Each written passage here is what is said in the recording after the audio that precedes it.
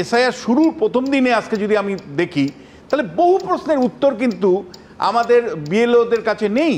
বহু প্রশ্নের উত্তর তারা খুঁজবার চেষ্টা করেছেন, বহু বিষয় তারা জানেন না এবং বহু জায়গাতে তারা উত্তর দিতে পারেননি বলে তাদেরকে ঘেরাও করা হয়েছে, তাদেরকে অস্বস্তির মধ্যে পড়তে হয়েছে।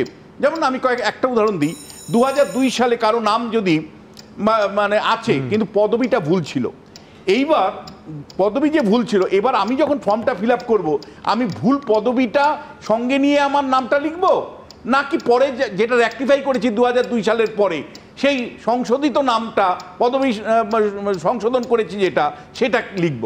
আমি কিন্তু জানি না।